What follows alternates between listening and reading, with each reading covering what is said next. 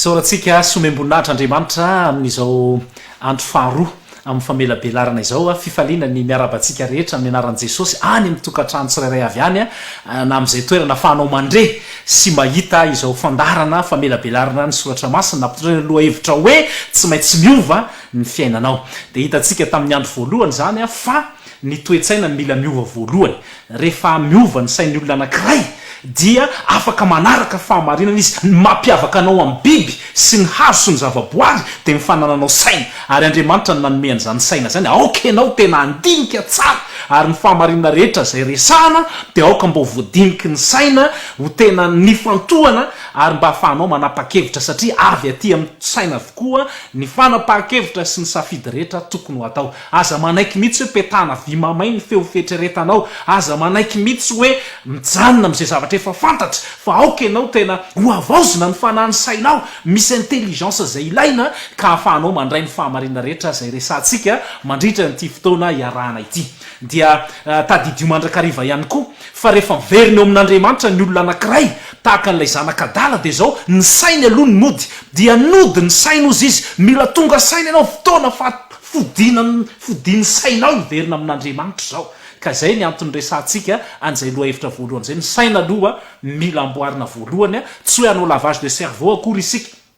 hoe anasany atodohanao tsisy fampianaram-piangonana eto fa zay resan'ny soratra masina no ezahantsika ampita any amin'ny isam-batan'olona mba ahafahany mandray ny fanapahan-kevitra. Androany isika dia hiditra amin'ny loha hevitra anankiray sarobidy ihany koa dia hoe tsy maintsy miova ny Andriamanitrao. Zay zany no loha hevitra zay hodiniantsika androany hoe inona indray ary ny finosiny zany loha hevitra izany manasanao mba anondrika ny lohanao fa hivavaka ao anatin'ny segondra vitsy isika hivavaka isika Tompo Andriamanitra ray masina sy tsara indrindra zay ny an-danitra. Efa tsindrindaona izay, efa vorolanina izahay. Meo fifantohana zay rehetra matotra tsara eo am-piainona sy mpijerena an'izao fandarana izao. Dia mifanamasina ne zay mahenika ny toerana rehetra amin'ny fotoana rehetra no aoka ambabo ny fony rehetra mba handraisana fanapahan-kevitra amin'ny anaran'i Jesosy Kristy. Amen. Araka nambarako teo zany dia loha hevitra lehibe no hoe tsy maintsy miova ny Andriamanitrao. Ry ava malala tamin'ny dimissionnaire zay nataon'ny Paul tamin'ny toerana maro samihafa dia nahitantsika fa misy natany Efesosy tany Atène ihany koa izy. Dia zao na rehefa nandehandeha teo amin'ny tanàna anankiray izy dia izao ny soratra zay hita misy altara be dehibe, misy karazana tsangambato maro samihafa. Dia misy soratra tahaka an'izao hitantsika amin'ny asan'ny apôstôly toka 7:7 izany afatra zany. Dia ozy izy fa raha nandeha ozy izy ka nandinika izay zavatra ivavahanareo dia nahita altara anankiray misy zao soratra zao. Nahita altara zany ny apôstôly Paul dia miresaka amin'ilay olona teo an-tanàna izy ho an'izay Andriamanitra tsy fantatra na ao amin'ny soratra masina azy io dia tena ataony sora-baventy tahaka an'izay hitantsika ho an'izay Andriamanitra tsy fantatra koa izay ivavahanareo kanefa tsy fantanareo dia izany mitoriko aminareo. Ry ava malala be dehibe ny karazan'Andriamanitra ary na tamin'izany fotoana zany aza dia be dehibe mihitsy ny Andriamanitra. Isaky ny zavatra anankiray zany dia misy Andriamanitra ho hitantsika moa zany rehefa avy eo. Ka ny apôstôly Paul zany nandeha teo amin'ity tanàna ity dia nahita tsangambato anankiray, nahita altara anankiray dia zao ny soratra ho an'izay Andriamanitra tsy fantatra. Fa izy rehefa tonga eo dia ozy izy hoe io Andriamanitra zay tsy fantatrareo anareo mety mahafantatra hoe ty dia sarim-biby, ty dia sary omby, ty dia sary liona. Fa ny Andriamanitra zay hoentina eo aminao izy hoentina eto aminareo dia Andriamanitra zay tsy fantatrareo mihitsy. Ary zay mihitsy ny Andriamanitra zay vavahantsika hoe noho ny fanambarany soratra masina dia lasa fantatsika izy. Tamin'izany mantsy dia misy ohatrany hoe tony zany zao dia misy karazan'Andriamanitra anankiray antsoiny hoe Poseidon zany dia Andriamanitry ny ranomasina, Andriamanitry ny horohorontany, Andriamanitry ny soavaly. Dia mipitaingitry soavaly sy ny rehefa misy horohorontany zany dia mivavaka amin'ny Poseidon ny olona tamin'izany fotoana zany. Dia misy koa ny Andriamanitra atao hoe Dionysos, Andriamanitry ny mpisotro toka. Tsy haiko hoe inona no ivavahana zany io Andriamanitra io rehefa hisotro toka ianao ka tsy mampirisika amin'ny mpisotro toka rehetra moa mivavaha amin'ny Dionysos fa ny ialanao amin'izany aza ny tena tokony ho atao. Dia mivavaka ho Andriamanitry ny divay zany, Andriamanitry ny fahafinaretan'ny fahamamona. Dia gaga ianao fa hatramin'ny fisotro toka aza dia misy Andriamanitra. teo amin'ny tontolo grika sy ireo fivavahana taloha zany sy ny mpandala fomban-drazana. Misy indray zany tany antenina ihany koa de misy ny andriamambavy ny fahendrena sy ny ady, ny andriamanibavy dianina, misy ny andriamanitry ny fahavokarana sy ny sisa. Misy karazana be deaibe mihitsy ny andriamanitra tamin'izany fotoana zany. Ry Osiris dia karazana andriamanitra avokoa zany. Na tany Egipta ihany koa zany Egipta zany de misy karazana andriamanitra be deaibe mihitsy, tahaka ny hoe misy an'izany andriamanitra atao hoe Ra zany, de io zany andriamanitry ny fitahiana. Ry Osiris moa le nresahako teo de andriamanitry ny fahaterahana indray andriamanitry ny justice na lay hoe fahamarinana. De misy ihany koa ny andriamanitra antsoina hoe Horus izay piaro de mangataka vavaka am'izany. Ny Egyptianina mivavaka am'ireny. Ry Isis, ry Tot, andriamanitry ny fahendrena ihany koa sy ny mpanao magia. De be deaibe ny andriamanitra tamin'izany fotoana zany. Ary zay ny hoe efa fomba fiaina mihitsy. Misy ihany koa reto zany zao any am'ireo Hindu ihany koa zany de misy karazan'andriamanitra. De misy andriamanitra maromaro zany izay hitatsika. Misy folo zany ny tena matanjaka indrindra am'ireo karazan'andriamanitra reo. De hitatsika am'izany ohatra hoe zany andriamanitra Iana zany andriamanitra izay ataotsika hoe andriamanitry ny afo sy ny firehetana mihitsy andriamanitra izay ivavahana tamin'izany fotoana izany. Misy karazany be deaibe ny andriamanitra, na dia ataotsika hoe amin'ny fivavahana sasany izay misy am'izao fotoana zao aza, fa eo zany ny mila hoe iza marina moa ny tena andriamanitra ivavahantsika. Fa ny apôstôly Paoly le nilaza teo de hoe sao de andriamanitra tsy fantatra akory azy no ivavahana. Mila miova ny andriamanitrao. De misy karazan'andriamanitra be deaibe. Fa am'izao tontolo moderna zao ry havana de misy ihany koa ny atao hoe andriamanitry ny communication zany, andriamanitra ny ataotsika hoe fifandraisan-davitra, reo antsoina hoe social media moa izy amin'ny teny anglisy. De misy efa mamoron'andriamanitra n'izany, andriamanitry ny telefona, andriamanitry ny ordinateur, andriamanitry ny smartphone, andriamanitra be deaibe. De mamoron'andriamanitra ny olona am'izao fotoana zao. Fa misy andriamanitra avokoa reny zavatra rehetra ireny. Ny sasany moa de efa ohatra hoe mpanao baolina ianao de andriamanitry ny baolina kitra, de efa misy andriamanitra ivavahana mamorona sampy ny olona. So de efa lasa mandeha makany ary isika io. Efa inona ny andriamanitra zay ivavahanao ry hava malala. Ny andriamanitra moderne mety ho an'ny sasany mety ny ordinateur ny azy no andriamanina. De mampiasa n'izao karazana ordinateur rehetra izay efa tena hika farany. De marary mihitsy raha vao misy problème zany ordinateur izany, mety io no iankofanao zay andaninao fotoana be indrindra. Zany no atao hoe andriamanitrao. Tsy miteny aminao hoe aza miasa intsony ianao amin'ireny zavatra rehetrarehetra ireny, fa ny tiako resahana de zao manokana fotoana ho an'ilay andriamanitra zay mbola ho hitantsika hoe iza moa zany ny tena andriamanitrao. Fa sao de ordinateur, ny sasany de eo anolohan'ny écran télévision maraina mandra-parivan'ny andro. Ry havana, sao de lasa andriamanitrao zany, sao de iankofanao zany. Mila miova ny andriamanitrao. Inona no andaninao fotoana betsaka? Mila tonga saina isika sao de tsy ampivavaka, tsy ampififandraisana amin'andriamanitra, fa aoka ho fehezina ireny zay tsy zavatra tsy miteny tahaka ny écran ireny. Ianao tsy mivavaka amin'ny plastika, tsy mivavaka amin'ny fitaratra, écran. Ny sasany ray moa zany dia ny fanatanjahantena, ny sport, ny karazana baolina, tsy saboty, tsy alahady, tsy andavanandro, fa dia any amin'ny fanatanjahantena, fibatana fonjam-bia. Tsy ratsy zany rehetra zany fa mitondra fahasalamana ho anao, fa izao aoka mba tsy ho lasa andriamanitrao reny, fa aoka iova ny andriamanitrao. Raha vao mandany fotoana be loatra am'ireny ianao noho ny fifandraisanao amin'andriamanitra de misy olana, satria zay mihitsy le hoe sao de lasa andriamanitrao reny zavatra rehetrarehetra ireny. Ny sasany am'izao moa zany dia efa misy reo karazana atao hoe jeu isan-karazana. De varina ny ankizy am'ireny salle de jeu maraina mandra-parivan'ny andro, ny goûter, ny écolage aza ny sasany de lany amin'ny jeu. Ny ray aman-dreny moa de efa mampiditra ny jeu ao an-trano, ary de lasa tsisy fifandraisana, tsisy zava-panahy, tsisy momba an'andriamanitra tsony, fa kilalao PlayStation ny mameno ny fiainana. Ry hava malala, mila miova sao de lasa andriamanitrao reny zavatra rehetrarehetra ireny. Ny sasany moa de mifiarakodia indray, ary marary raha vao kika kely io, vao misy problème dia mandraiky manavy mihitsy lay ramose ny amin'ny fiarakodia. te ilaza aminao aho hoe zavatra namboarin'olombelona ihany renydretrarehetra ireny aza manakina ny fiainanao amin'izany hovay raha tady ho lasa Andriamanitrao reny ny sasany ray moa zany dia ny vola no Andriamanina ary fantatrao ve fa ny baiboly dia milaza fa ny vola ny fototry ny ratsy rehetra ka raha manompo vola ianao manana 200 ianao te hanana 400 manana 400 te hanana valonjato manana valonjato te hanana 200 manana 200 te hanana 900 dia mitohy tsy mety afa-po lasa Andriamanitra ny vola ary ny fototry ny ratsy rehetra sy ny famonon'olona dia ny resaka momba nyty Andriamanitra vola ty tsy afaka manompo tomporoa isika ho Jesosy dia Andriamanitra sy ny arena mamona moa dia arena fa izao mba hatonga ny volanao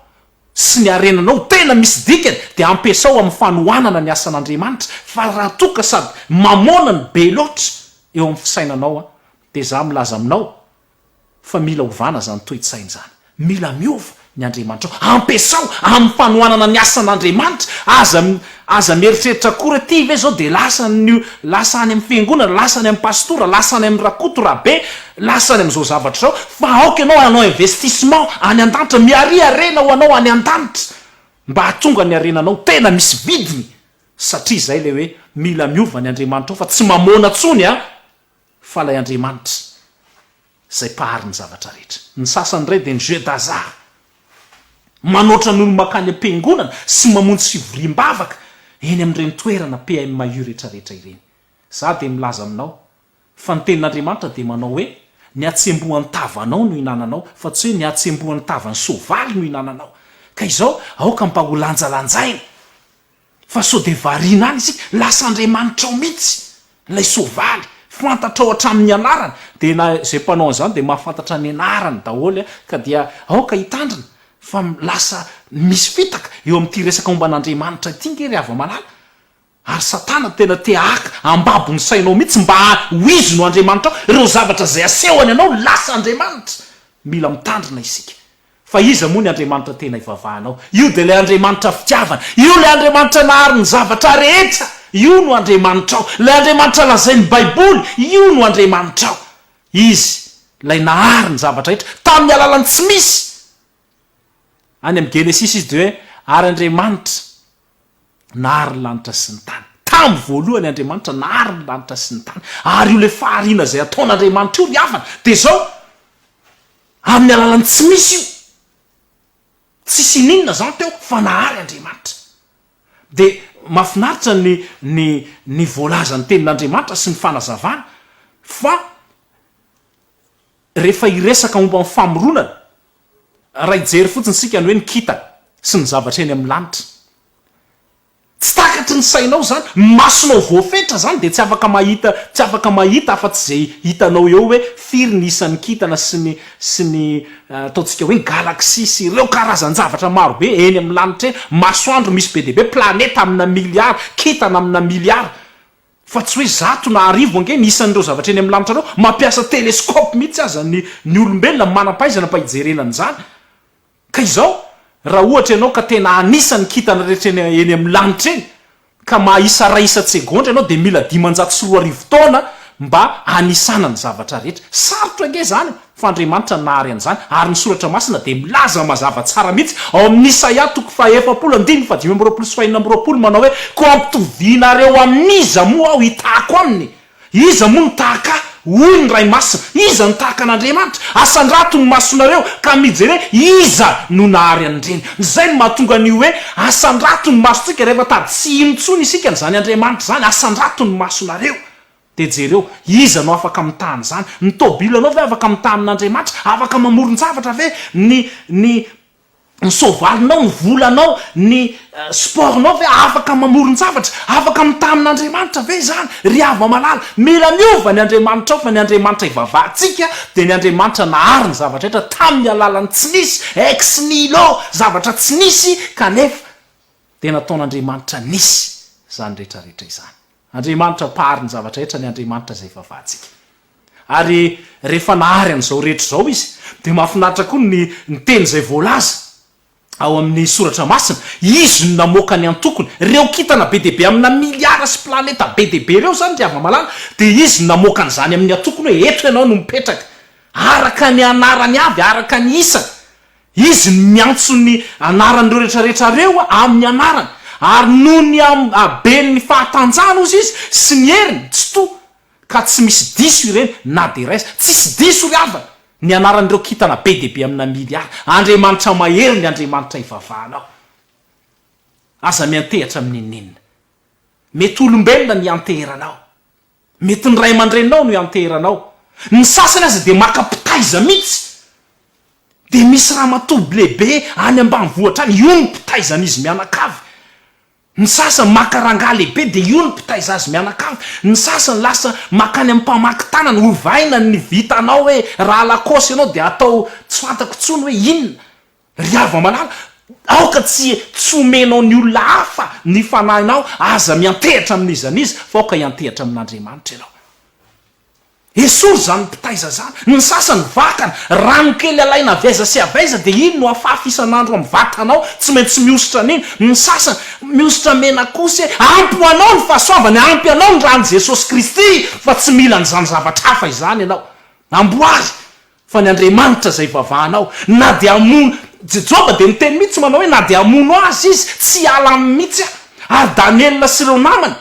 ndrindra reo la izy telo mirahalahy zay nasena niankohaka tamin'ilay sary olona volamena ao bokyny Daniela hoe miankofa eto de ozy izy nitendry zareo hoe na dia tsy amonjy anay aza ny Andriamanitra ivavahana tsy ankohaka izay de aoka ho zany ny teninao na de tsy amonjy anao aza ny Andriamanitra ivavahanao fa ianao minio fa miafina am Jesosy Kristy fa ianao tsy maintsy avotra ary ho tonga ny afiainana mandrakizay zany ny Andriamanitra ivavahantsika ampo anao ny fiarovany aza mitady mpiaro hafa fa Jesosy Kristy miaro anao izy le batery fiarovana raiso daholo ny teny fikasana izy le mpanasitrana amin'ny aretina rehetra mety sanatria ianao maty noho ny aretina fa ny fanahinao tsy azo kitihana satria miafina ao Jesosy Kristy ary hitsangana maty ianao ndray andro ry avana aoka iantehatra amin'Andriamanitra ary hovainy karazan'Andriamanitra aza miantehatra amin'olombelona aza miantehatra amin'inninina rano hazo vato vakana ravana daholo zao zavatra rehetra zao mba hiaro anao tsia ianao de zanak'Andriamanitra ary Andriamanitra no afaka miaro anao amin'ny zavatra rehetra Andriamanitra nahary zao rehetra izao araka ny voalazako teo hoe tamin'ny alalany tsy nisy ary hitatsika amin'ity amin'ny orona tsara kely izay mandeha fa misy zavatra maro samihafa izay nataon'Andriamanitra tao anatin'ny enemana io Andriamanitra velona Andriamanitra mahery io nahary ny zavatra rehetra aoka ino an'izany ianao ary ny Genesis toko voalohany no milaza an'izany ka ninninona zany zavatra zay resahan'ny olona hoe nivoatra miandalana isika de nisy fipoahana tahaka ny teoriandry Darwin zany Darwin zany de namafy an'izany ary nanoratra boky be de be nino an'izany ireo olona manam-pahaizana ary ny vahoaka rehetra tena hoe ny safotofoto ny fomba fisaina lasa tsy nino ny Baiboly tsy nino an'Andriamanitra tsondry avana noho ny hoe fivoarana miandalana ianao de tsy nivoatra miandalana zany fa nisy nahary ianao de io Andriamanitra io le Andriamanitra zay torina io le Andriamanitra lazain'ny Baiboly ary zao rehefa tsy afaka namorona an'izao rehetra izao ary ianao ihany koa de nataony manokana satria nohariny tahaka ny endrika Andriamanitra ianao sahiny teny amin'ny olona zay akaiky ianao tahaka ny endrika Andriamanitra ianao aza mieritreritra hoe za ty de efa ratsy jereny oroko ngeza be jereny molitra lava be jereny sofina efa mikopakopaka be tsy ariavana ianao tahaka ny endrika Andriamanitra misy fitiavan'Andriamanitra ao aminao misy herin'Andriamanitra ary tian'Andriamanitra ho vonjeny ianao io Andriamanitra zay tianao nahary ny zavatra rehetra tao anatin'ny enemana arabaky teny io no Andriamanitra zay toriana sy vavahana ka raha tsy Andriamanitra afaka mamorona ny zavatra rehetra de aoka hijanona aloha fa aoka ny Andriamanitra zay vavahantsika mba ho tena Andriamanitra ilay ankehitriny sy taloha ary no avy izy nahary ny zavatra rehetra de aoka hiantehatra amin'izay mpamorona izy no afaka miditra ao anatinao Satana tsy afaka miditra ao anatinao fa Andriamanitra zay namorona anao no afaka miditra ary zay no mahatonga antsika hoe feno fifaliana nahary ny zavatra rehetra io Andriamanitra io na ny zava-maniry na ny biby na ny rano ny fahazavana eny amin'ny lanitra sy ety an-tany izy daholo namorona n'izany rehetrarehetra izany ry havana ndao hovaina zay mety Andriamanitra ary io avokoa ny sampy rehetra sy ny mety ho Andriamanitra rehetra manomboka izao fa raha mbola misy aho ifikiranao de tamanao Satana eny na de zavatra zay jerenao ka lasa Andriamanitra ao aza mety DVD lasa Andriamanitra ny sasany série club lasa Andriamanitra ka izao aoka mba hoarina avokoa zay rehetra mandany fotoananao akoatran'ny lay Andriamanitra tsy toa pahary ny zavatra rehetra de misy zavatra zay tiako resahana reto hoe Andriamanitra manahoana moa ny Andriamanitra ao misy toetra maro izay voalazany soratra masina momba an'io Andriamanitra io fa fitianiko am'reto zavatra enina reto ny tena toetra sy momba an'Andriamanitra Andriamanitra riavana de tsy manam-petra tsy misy fetra zany Andriamanitra zany infini infinite ozy ny teny anglisy tsy miana-petra zany Andriamanitra zany tsy voapetra ny fotoana sy ny toerana fa amin'ny fotoana rehetra sy ny toerana rehetra tadidio zany de ozy ny Kolosiana toko 1:7 ary izy no talohany zavatra rehetra izy no talohany zavatra rehetra rehefa miresaka an' Jesosy io sady ao aminy ozy izy nono aretany zavatra rehetra Kolosiana toko 1:7 mandrak'izay io Andriamanitra io tsy mana-pataperina tsy mana-petra zany Andriamanitra zany zavatra faharomba an'Andriamanitra de zao Andriamanitra de tsy miova io Andriamanitra immutable tsy miova de ozy izy Malaki toko 3:1 Malaki toko 3:1 de zao nivaky ny teny fa izao Jehova de tsy miova ary amin'ny Hebreo koa izy de milaza manao hoe Jesosy Kristy tsy miova ho maly sy anio ary mandrak'izay midika zany zay fa zany ny Andriamanitra zay vavahantsika sy toriana aminao eto Andriamanitra telo zay iray any amin'ny Deutéronomie 3:20 izy de milaza manao hoe an Jehova ny zava-miafina miezaka isika mahatakatra amin'ny alalan'izay voambara fa ny zava-miafina rehetra de an Jehova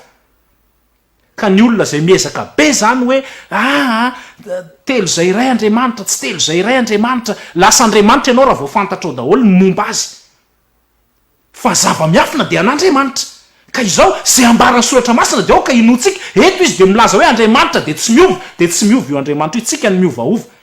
indraindray ma tsy misy olona manao hoe rehefa any amin'ny testamenta taloha izy de zao de testamenta vaovao indray izy de zao fa nga misy Andriamanitra miova zany tsy miova Andriamanitra fa ianao ny miova ary aoka zany tsy ho diso hevitra mihitsy hoe matoy eo ny testamenta taloha de anatao vakina reny mampafantatra an'Andriamanitra ny testamenta vaovao koa de tahaka an'izany fa tsy hoe hafa ny Andriamanitra ny testamenta taloha de hafa mandray ny Andriamanitra ny testamenta vaovao ry ava malala aoka tsy anaiko fitahany ianao Andriamanitra ihany koa fahatelo de Andriamanitra tsy mila fanampiana misy izy zany tena hoe autosuffisant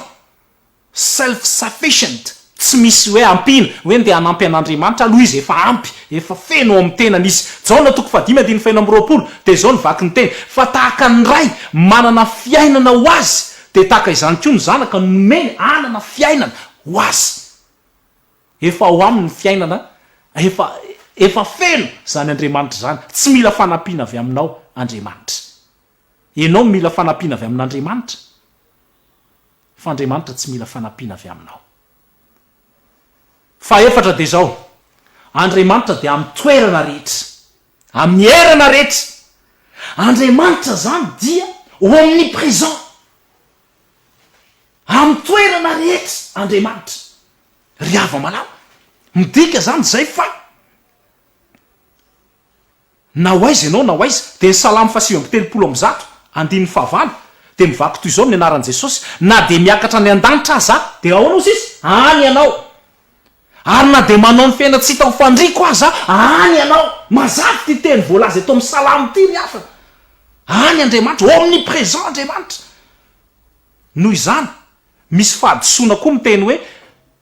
hoe Satana moa de tonga amin'ny efitra rehetra mivavaka ato ianao de eo Satana maketsy ianao raha vao ohatra ka omniprésent koa zany ny devoly de zao lasa Andriamanitra koa ny devoly fa ny devoly tompoka de voafetra ny devoly de tsy omniprésent tahaka an'Andriamanitra ka aza manaiky dominena amin'izany hoe Satana ianao de domineny foana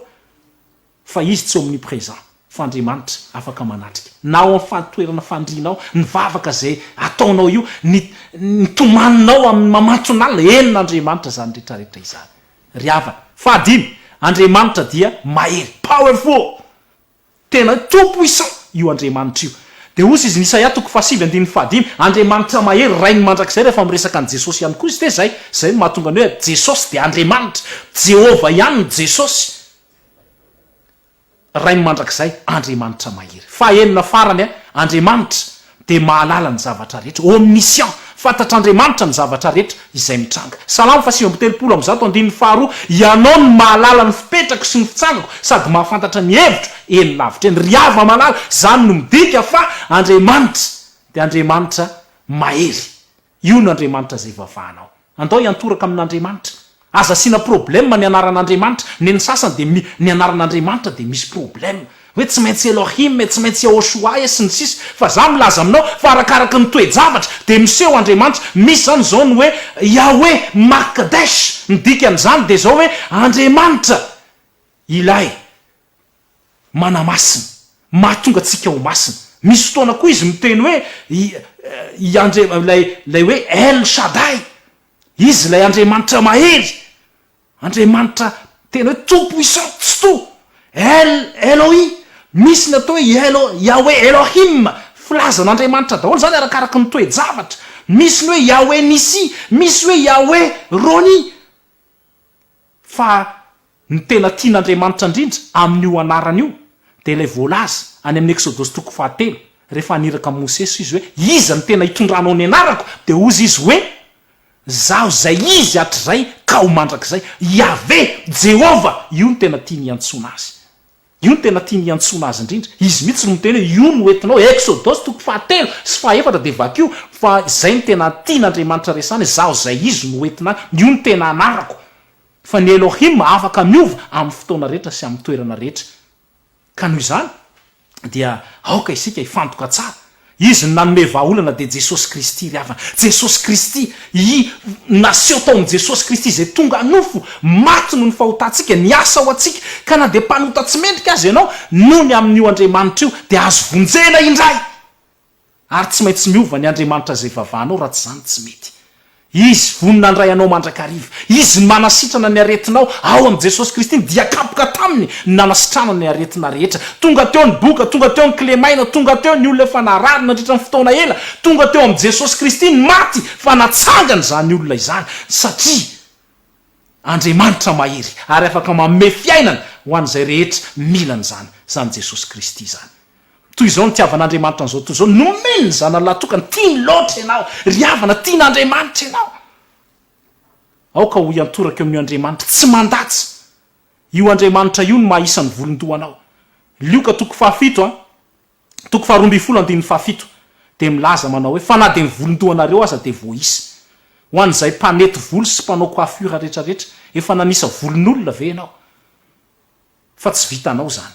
fa ny andriamanitra izay vavahantsika de mahafantatra hatramin'nisany volondohanao ary zany mahatonga atsika hanana toky ny amin'ny fitahina sy ny fanasitranana ny fahasoavana rehetra fantatra hatramin'ny adresinao hoe atsy ianao no mipetraka de andraso tsara ao fa ho avy ny kolian'ny fitahina satria andriamanitra mahisan'ny volondohanao ary mahafantatra ny fitahina tokony omenanao andraso io Jehova io aoka angetahitany Jehova ianao ovay esory zay andriamanitra tsy izy rehetra raha tianao ho tonga ao aminao ny kolian'ny fitahina satria izy no manolotra an'izany ianao de zanak'andriamanitra mijaonona voalohany toko fahatelo andiny voalohany de miteny manao hoe endre manao ana ny fitiavana nasehony ray atsika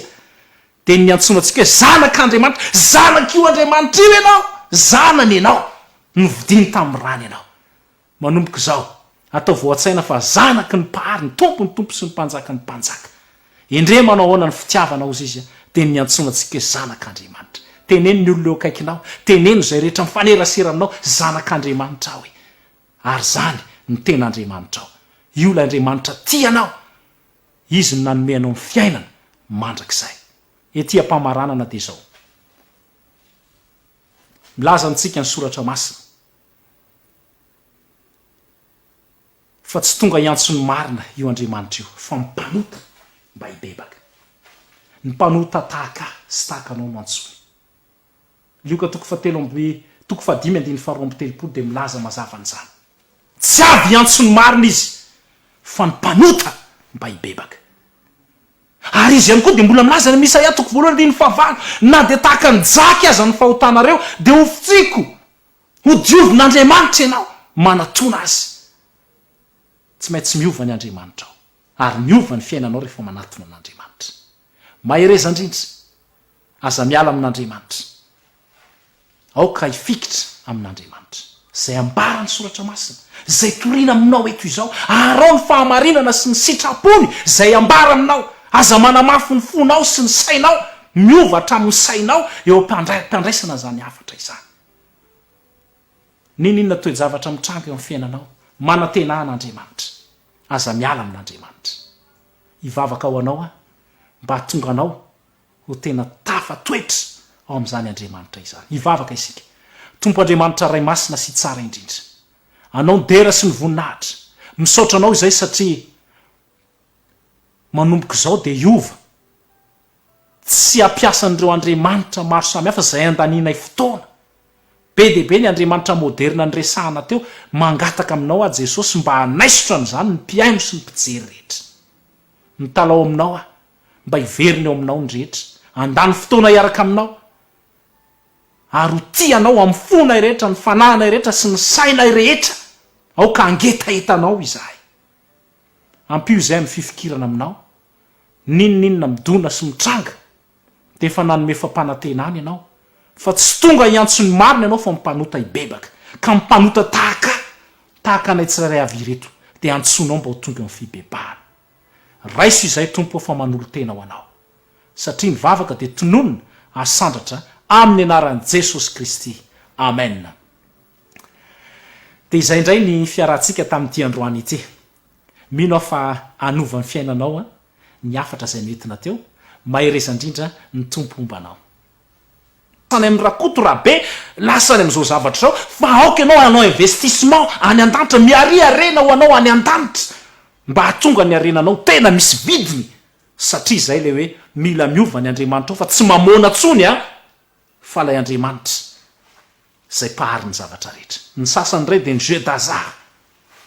manoatra n'olo makany am-piangonana sy mamonjy fivoriam-bavaka eny amin'ireny toerana PMU rehetrarehetra ireny.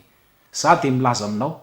fa ny tenin'Andriamanitra dia manao hoe ny atsembohan'ny tavanao no hinananao fa tsy hoe ny atsembohan'ny tavan'ny soavaly no hinananao. Ka izao aoka mba ho lanjalanjaina fa so dia variana any isika lasa Andriamanitra ao mihitsy lay soavaly fantatra ao hatramin'ny anarany dia na zay mpanao an'izany dia mahafantatra ny anarany daholo ka dia aoka hitandrina fa lasa misy fitaka eo amin'ity resaka momban'Andriamanitra ity ngery ava-malala ary Satana tena te haka ambabo ny sainao mihitsy mba ho izy no Andriamanitra ao ireo zavatra zay asehony anao lasa Andriamanitra. Mila mitandrina isika fa iza moa ny Andriamanitra tena ivavahanao io dia ilay Andriamanitra fitiavana io ilay Andriamanitra nahary ny zavatra rehetra io no Andriamanitra ao ilay Andriamanitra lazain'ny Baiboly io no Andriamanitra ao izy lay nahary ny zavatra rehetra tamin'ny alalany tsy misy any amin'ny Genesisy izy dia hoe ary Andriamanitra nahary ny lanitra sy ny tany tamin'ny voalohany Andriamanitra nahary ny lanitra sy ny tany ary io le fahariana zay ataon'Andriamanitra io riavana dia zao amin'ny alalany tsy misy io tsy sininona zany teo fa nahary Andriamanitra. Dia mahafinaritra ny voalaza ny tenin'Andriamanitra sy ny fanazavana fa rehefa hiresaka momba ny famoronana raha hijery fotsiny sika ny hoe ny kitana sy ny zavatra eny amin'ny lanitra tsy takatry ny sainao zany masonao voafetra zany dia tsy afaka mahita afa-tsy zay hitanao eo hoe firy ny isan'ny kitana sy ny ataontsika hoe galaxy sy ireo karazan-javatra marobe eny amin'ny lanitra eny masoandro misy be deaibe planeta amina miliara kitana amina miliara fa tsy hoe zato na arivo ange ny isan'ireo zavatra eny amin'ny lanitra reo mampiasa teleskope mihitsy aza ny olombelona manam-pahaizana mba hijerenana zany. Ka izao raha ohatra ianao ka tena anisan'ny kitana rehetra eny amin'ny lanitra eny ka mahisa ray isa-tsegondra ianao dia mila 504 taona mba anisana ny zavatra rehetra. Sarotra ange zany fa Andriamanitra nahary an'izany ary ny soratra masina dia milaza mazava tsara mihitsy ao amin'ny Isaia 7:5-20 manao hoe ko ampitovianareo amin'iza moa aho hitako aminy iza moa nitahaka hoy ny ray masina iza nitahaka an'Andriamanitra asandrato ny masonareo ka mijery iza no nahary an'ireny. Zay no mahatonga ny hoe asandrato ny masontsika rehefa tady tsy inontsony isika n'izany Andriamanitra zany asandrato ny masonareo de jereo iza no afaka mitany zany ny tobilanao ve afaka mitanin'Andriamanitra afaka mamoron-javatra ve ny sovalinao ny volanao ny sportnao ve afaka mamoron-javatra afaka mitanin'Andriamanitra ve zany ry ava malala mila miova ny Andriamanitra ao fa ny Andriamanitra ivavahantsika de ny Andriamanitra nahary ny zavatra rehetra tamin'ny alalany tsy nisy ex nihilo zavatra tsy nisy kanefa de nataon'Andriamanitra nisy zany rehetrarehetra izany Andriamanitra pahary ny zavatra rehetra ny Andriamanitra zay ivavahantsika ary rehefa nahary an'izao rehetra zao izy de mahafinaritra koa ny teny zay voalaza ao amin'ny soratra masina izy no namoaka ny antokony reo kitana be deaibe amina miliara sy planeta be deaibe reo zany ry ava malala de izy no namoaka an'izany amin'ny antokony hoe eto ianao no mipetraka araka ny anarany avy araka ny isany izy no miantso ny anaran'ireo rehetrarehetra reo amin'ny anarany ary noho ny aben'ny fahatanjana ozy izy sy ny heriny tsy to ka tsy misy diso ireny na de raisa tsisy diso ry avana ny anaran'ireo kitana be deaibe amina miliara Andriamanitra mahery ny Andriamanitra ivavahanao aza miantehatra amin'inninina mety olombelona ny anteheranao mety ny ray aman-drenao no anteheranao ny sasany aza de makapitaiza mihitsy de misy raha matoby lehibe any ambanivohatra any io ny pitaizan'izy mianakavy ny sasany makaranga lehibe de io ny pitaiza azy mianakavy ny sasany lasa makany amin'ny mpamaky tanany hovaina ny vitanao hoe raha lakosy ianao de atao tsy fantako tsony hoe inona ry ava malala aoka tsy omenao ny olona hafa ny fanahinao aza miantehatra amin'izan'izy fa aoka iantehatra amin'Andriamanitra ianao esory zany mpitaiza zany ny sasany vakana rano kely alaina avaiza sy avaiza de iny no afafy isan'andro amin'ny vatanao tsy maintsy miositra an'iny ny sasany miositra mena kosa ampo anao ny fahasoavany ampy anao ny rano Jesosy Kristy fa tsy mila nyzany zavatra hafa izany ianao amboary fa ny Andriamanitra zay vavahanao na de amono Jejoba de niteny mihitsy manao hoe na de amono azy izy tsy ala aminy mihitsy ary Daniela sy ireo namany ndrindra reo la izy telo mirahalaza nasena niankohaka tamin'ilay sary olona volamena ao bokyny Daniela hoe miankofa eto de ozy izy nitendry zareo hoe na dia tsy amonjy anay aza ny Andriamanitra ivavahanay tsy ankohaka izay de aoka ho zany ny teninao na de tsy amonjy anao aza ny Andriamanitra ivavahanao fa ianao minio fa miafinao amin'ny Jesosy Kristy fa ianao tsy maintsy avotra ary ho tonga ny afiainana mandrakizay zany ny Andriamanitra ivavahantsika ampo anao ny fiarovany aza mitady mpiaro hafa fa Jesosy Kristy miaro anao izy le batery fiarovana raiso daholo ny teny fikasana izy le mpanasitrana amin'ny aretina rehetra mety sanatria ianao maty noho ny aretina fa ny fanahinao tsy azo kitihana satria miafinao amin'i Jesosy Kristy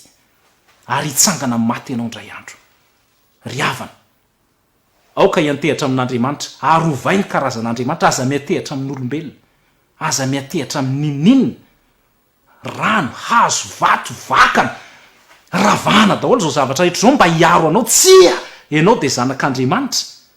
ary Andriamanitra no afaka miaro anao amin'ny zavatra rehetra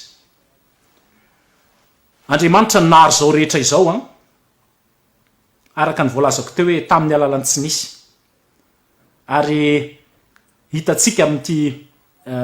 amin'ny orona tsara kely izay mandeha fa misy zavatra maro samihafa izay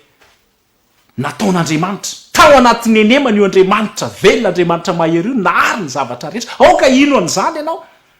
ary ny Genesis toko voalohany no milaza an'izany ka ninninona zany zavatra zay resahan'ny olona hoe nivoatra miandalana isika de nisy fipoahana tahaka ny teoriandry Darwin zany Darwin zany de namafy an'izany ary nanoratra boky be de be nino an'izany ireo olona manam-pahaizana ary ny vahoaka rehetra tena hoe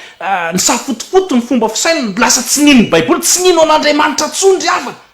noho ny hoe fivoarana miandalana ianao de tsy nivoatra miandalana zany fa nisy nahary ianao de io Andriamanitra io le Andriamanitra zay torina io le Andriamanitra lazain'ny Baiboly ary zao rehefa tsy afaka namorona an'izao rehetra izao ary ianao ihany koa de nataony manokana satria nohariny tahaka ny endrika Andriamanitra ianao sahiny teny amin'ny olona zay akaiky ianao tahaka ny endrika Andriamanitra ianao aza mieritreritra hoe za ty de efa ratsy jereny oroko ngeza be jereny molitra lava be jereny sofina efa mikopakopaka be tsy ariavana ianao tahaka ny endrik'Andriamanitra misy fitiavan'Andriamanitra ao aminao misy herin'Andriamanitra ary tian'Andriamanitra ho vonjeny ianao io Andriamanitra zay tianao nary ny zavatra rehetra tao anatin'ny enemana arabaky teny io no Andriamanitra zay toriana sy vavahana ka raha tsy Andriamanitra afaka mamorona ny zavatra rehetra dia aoka hijanona aloha fa aoka ny Andriamanitra zay vavahantsika mba ho tena Andriamanitra ilay ankehitriny sy taloha ary no avy izy nary ny zavatra rehetra dia aoka hiantehatra amin'izay mpamorona izy no afaka miditra ao anatinao satana tsy afaka miditra ao anatinao fa Andriamanitra zay namorona anao no afaka miditra ary zay no mahatonga antsika hoe feno fifaliana nary ny zavatra rehetra io Andriamanitra io na ny zava-maniry na ny biby na ny rano ny fahazavana eny amin'ny lanitra sy ety an-tany izy daholo namorona n'izany rehetrarehetra izany ry havana ndao hovaina zay mety Andriamanitra ary io avokoa ny sampy rehetra sy ny mety ho Andriamanitra rehetra manomboka izao fa raha mbola misy ao ifikiranao de tamahanao satana eny na de zavatra zay jerenao ka lasa Andriamanitra ao aza mety DVD lasa Andriamanitra ny sasany série club lasa Andriamanitra ka zao aoka mba hoarina avokoa zay rehetra mandany fotoananao akoatran'ny lay Andriamanitra tsy toa pahary ny zavatra rehetra de misy zavatra zay tiako resahana reto hoe Andriamanitra manahoana moa ny Andriamanitra ao misy toetra maro izay voalazany soratra masina momba an'io Andriamanitra io fa fitianiko amin'reto zavatra enina reto ny tena toetra sy momba an'Andriamanitra Andriamanitra ry havana de tsy manam-petra tsy misy fetra zany Andriamanitra zany infini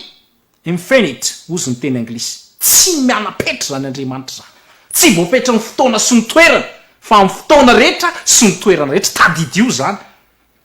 de ozy ny Kolosiana 1:7 ary izy no talohany zavatra rehetra izy no talohany zavatra rehetra rehefa miresaka an' Jesosy io sady ao aminy ozy izy no areta ny zavatra rehetra Kolosiana 1:7 mandrak'izay io Andriamanitra io tsy mana-pataperana tsy mana-petra zany Andriamanitra zany zavatra faharomba an'Andriamanitra de zao Andriamanitra de tsy miova io Andriamanitra immutable tsy miova de ozy izy Malaki 3:3 Malaki 3:3 de zao nivaky ny teny fa izao Jehova de tsy miova ary amin'ny Hebreo koa izy de milaza manao hoe Jesosy Kristy tsy miova omaly sy anio ary mandrak'izay midika zany zay fa zany ny Andriamanitra zay vavahantsika sy toriana aminao eto Andriamanitra telo zay iray any amin'ny Deutéronomie 3:20 izy de milaza manao hoe any Jehova ny zava-miafina miezaka isika mahatakatra amin'ny alalan'izay voambary fa ny zava-miafina rehetra de any Jehova ka ny olona zay miezaka be zany hoe telo zay iray Andriamanitra tsy telo zay iray Andriamanitra lasa Andriamanitra ianao raha vao fantatrao daholo ny momba azy fa zava-miafina de an'Andriamanitra ka izao zay ambarany soratra masina de aoka inotsika eto izy de milaza hoe Andriamanitra de tsy miova io Andriamanitra io tsika ny miovaova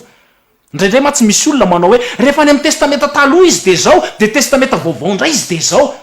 fa nga misy Andriamanitra miova zany tsy miova Andriamanitra fa ianao ny miova ary aoka zany tsy ho diso hevitra mihitsy hoe matoy eo ny testamenta taloha de natao vakina reny mampafantatra an'Andriamanitra ny testamenta vaovao koa de tahaka an'izany fa tsy hoe hafa ny Andriamanitra ny testamenta taloha de hafa mandray ny Andriamanitra ny testamenta vaovao ry hava malala aoka tsy anaiko fitahany ianao Andriamanitra ihany koa fahatelo de Andriamanitra tsy mila fanampiana misy izy zany tena hoe autosuffisant self sufficient tsy misy hoe ampina hoe nde hanampy an'Andriamanitra aloha izy efa ampy efa feno amin'ny tenany izy zao na 5:20 de zao nivaky ny teny fa tahaka ny ray manana fiainana ho azy de tahaka izany koa ny zanaka nomeny anana fiainana ho azy efa ao aminy fiainana efa feno zany Andriamanitra zany tsy mila fanampiana avy aminao Andriamanitra ianao mila fanampiana avy amin'Andriamanitra fa Andriamanitra tsy mila fanampiana avy aminao fa efatra de zao Andriamanitra de amin'ny toerana rehetra amin'ny erana rehetra Andriamanitra zany dia omniprésent amin'ny toerana rehetra Andriamanitra ry hava malao midika zany zay fa na hoaizy ianao na hoaizy de ny Salamo 1:30 2:9 de mivaky toy izao amin'ny anaran'i Jesosy na de miakatra ny an-danitra aza de ahoana ozy izy any ianao ary na de manao ny fiaina tsy hita ho fandriko aza any ianao mazavy ty teny voalaza eto amin'ny Salamo ty ry hafa any Andriamanitra omniprésent Andriamanitra noho izany misy fahadisoana koa miteny hoe satana moa de tonga amin'ny efitra rehetra mivavaka ato ianao de eo satana maketsy ianao raha vao ohatra ka ao amin'ny présent koa zany ny devoly de zao lasa Andriamanitra koa devoly fa ny devoly tompoka de voafetra ny devoly de tsy amin'ny présent tahaka an'Andriamanitra ka za manaiky dominena amin'izany hoe satana ianao de domineny foana fa izy tsy amin'ny présent fa Andriamanitra afaka manatrika na ao amin'ny fantoerana fandrianao ny vavaka zay ataonao io ny tomaninao amin'ny mamanton'alina enin'Andriamanitra zany rehetrarehetra izany ry havana fahadimy Andriamanitra dia mahery powerful tena tout puissant io Andriamanitra io de ozy izy Isaia 7:5 Andriamanitra mahery rainy mandrakizay rehefa miresaka ny Jesosy ihany koa izy te zay mahatonga ny hoe Jesosy de Andriamanitra Jehova ihany ny Jesosy rainy mandrakizay Andriamanitra mahery fahenina farany Andriamanitra de mahalala ny zavatra rehetra omniscient fantatr'Andriamanitra ny zavatra rehetra izay mitranga Salamo 1:3 ianao ny mahalala ny fipetrako sy ny fitsangako sady mahafantatra ny hevitra eny lavitra eny riava malala zany no midika fa Andriamanitra de Andriamanitra mahery io no Andriamanitra zay vavahanao andao iantoraka amin'Andriamanitra aza sina problème ny anaran'Andriamanitra ny sasany de ny anaran'Andriamanitra de misy problème hoe tsy maintsy Elohim tsy maintsy Yahoshua sy ny sisa fa za milaza aminao fa arakaraka ny toe-javatra de miseho Andriamanitra misy zany zao ny hoe Yahweh Makadesh midika an'izany de zao hoe Andriamanitra ilay manamasina mahatonga atsika ho masina misy fotoana koa izy miteny hoe lay hoe El Shaddai izy lay Andriamanitra mahery Andriamanitra tena hoe tout puissant tsy to Eloi misy ny atao hoe Yahweh Elohim filazan'Andriamanitra daholo zany arakaraka ny toe-javatra misy ny hoe Yahweh Nissi misy hoe Yahweh Roni fa ny tena tian'Andriamanitra indrindra amin'io anarany io de ilay voalaza any amin'ny Exodus 3 rehefa aniraka Mosesy izy hoe iza ny tena hitondranao ny anarako de ozy izy hoe zaho zay izy hatrizay ka ho mandrakizay Yahweh Jehova io ny tena tiany antsona azy io ny tena tiany antsona azy indrindra izy mihitsy no miteny hoe io no entinao Exodus 3 sy 4 de vakio fa zay ny tena tian'Andriamanitra resany zaho zay izy no entina io ny tena anarako fa ny Elohim afaka miova amin'ny fotoana rehetra sy amin'ny toerana rehetra ka noho izany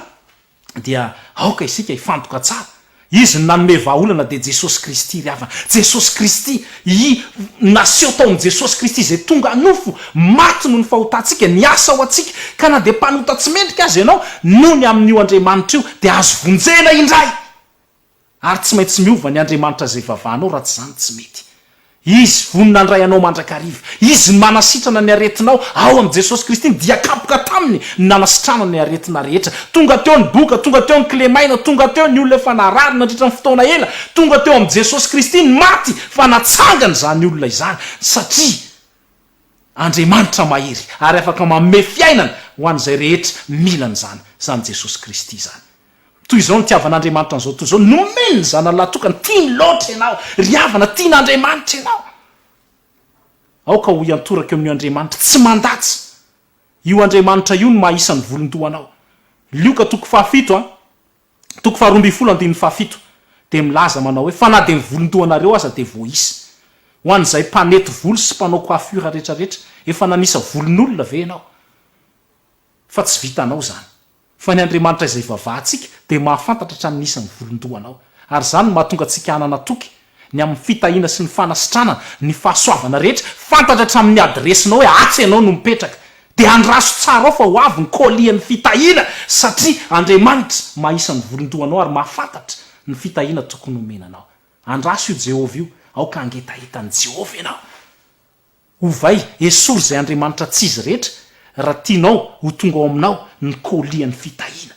satria izy no manolotra an'izany ianao de zanak'Andriamanitra mijaonona voalohany de miteny manao hoe endre manahoana ny fitiavana nasehon'ny ray atsika de ny antsoina atsika hoe zanak'Andriamanitra zanak'io Andriamanitra io ianao zanany ianao novidiny tamin'ny rany ianao manomboka zao atao voatsaina fa zanaky ny mpahary ny tompo sy ny mpanjaka ny mpanjaka endre manao ahoana ny fitiavana ozy izy de ny antsoina atsika hoe zanak'Andriamanitra teneny ny olona eo akaikinao teneno zay rehetra mifanerasera aminao zanak'Andriamanitra hoe ary zany ny ten'Andriamanitra ao. Io lay Andriamanitra tianao, izy no nanome anao ny fiainana mandrakizay. Ety ampamaranana dia izao. Milaza amintsika ny soratra masina. Fa tsy tonga iantso ny marina io Andriamanitra io, fa mpanota mba hibebaka. Ny mpanota tahaka sy tahaka anao no antsoiny. Lioka toko 5:7 dia milaza mazava an'izany. Tsy avy iantso ny marina izy, fa ny mpanota mba hibebaka. Ary izy ihany koa dia mbola milaza ny Misaia 1:5, na dia tahaka ny jaky aza ny fahotanareo dia ho fitsiko, ho diovin'Andriamanitra ianao manatona azy. Tsy maintsy miova ny Andriamanitra ao, ary miova ny fiainanao rehefa manatona an'Andriamanitra. Mahereza indrindra, aza miala amin'Andriamanitra, aoka hifikitra amin'Andriamanitra. Zay ambara ny soratra masina, zay toriana aminao eto izao, arao ny fahamarinana sy ny sitrapony zay ambara aminao. Aza manamafy ny fonao sy ny sainao, miova hatramin'ny sainao eo ampandraisana zany hafatra izany. Ninona toe-javatra mitranga eo amin'ny fiainanao, manantenan'Andriamanitra, aza miala amin'Andriamanitra. Hivavaka ao anao mba hatonga anao ho tena tafatoetra ao amin'izany Andriamanitra izany. Hivavaka isika. Tompo Andriamanitra ray masina sy tsara indrindra, anao ny dera sy ny voninahitra, misaotra anao izay satria manomboka izao dia iova, tsy ampiasan'ireo Andriamanitra maro samihafa zay andaninay fotoana. Be dia be ny Andriamanitra moderna nyresahana teo, mangataka aminao Jesosy mba hanaisotra n'izany ny mpiaino sy ny mpijery rehetra. Mitalao aminao mba hiveriny eo aminao ny rehetra, andany fotoana hiaraka aminao, ary ho tianao amin'ny fonay rehetra, ny fananay rehetra sy ny sainay rehetra, aoka angetahetanao izahay. Ampio izay amin'ny fifikirana aminao, ninona midona sy mitranga, dia efa nanome fampanantenana ianao, fa tsy tonga iantso ny marina ianao, fa mpanota hibebaka, ka mpanota tahaka anay tsirairay avy ireto, dia antsonao mba ho tonga amin'ny fibebahana. Raiso izay Tompo fa manolo tena ho anao, satria mivavaka dia tononona asandratra amin'ny anaran'i Jesosy Kristy. Amen. Dia izay indray ny fiarantsika tamin'ity androany ity. Mino aho fa anova ny fiainanao ny hafatra izay nentina teo. Mahereza indrindra ny Tompo ombanao.